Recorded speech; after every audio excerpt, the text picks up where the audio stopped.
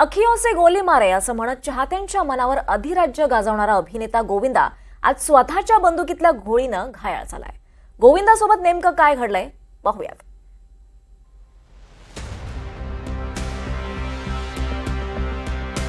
अभिनेता गोविंदा बंदुकीची गोळी लागल्यामुळे गंभीर जखमी झालाय। गोविंदाकडून मिसफायर झाल्यानं स्वतःच्याच बंदुकीतून गोळी सुटून गोविंदाच्या पायाला लागली। सकाळी 4:45च्या सुमारास गोविंदाच्या राहत्या घरी ही घटना घडली। पण ही गोळी नेमकी लागली कशी? मिळालेल्या माहितीनुसार गोविंदाला कोलकात्याला जायचं होतं, त्यामुळे तो सकाळी लवकर उठला आणि रिव्हॉल्वर घेऊन जिम मध्ये गेला। जिम मधून घरी आल्यानंतर तो रिव्हॉल्वर कपाटात ठेवत होता। बंदुकीची तपासणी करत असताना चुकून त्याच्या हातातून रिव्हॉल्वर निसटली। त्यावेळी रिव्हॉल्वर मधून गोळी सुटली आणि त्याच्या डाव्या पायाला लागली।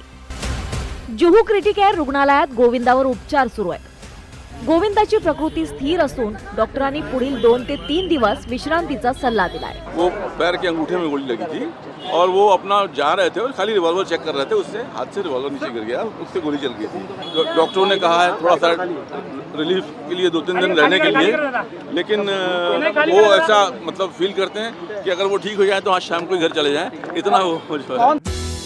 उपचारानंतर अभिनेता गोविंदाची देखील प्रतिक्रिया समोर आली आहे। गोविंदानं त्याची तब्येत ठीक असल्याची माहिती चाहत्यांना दिली आहे।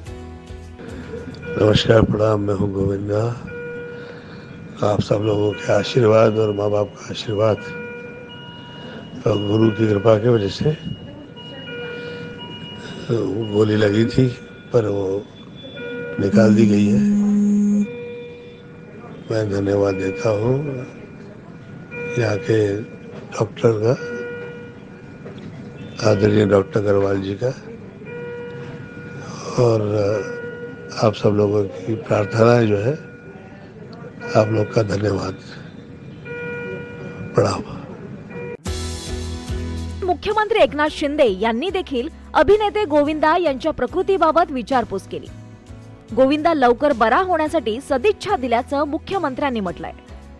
दरम्यान पोलिसांनी गोविंदाची पिस्तूल जप्त केली असून पोलीस चौकशी करतायत। Bureau report, NDTV Marathi, Mumbai.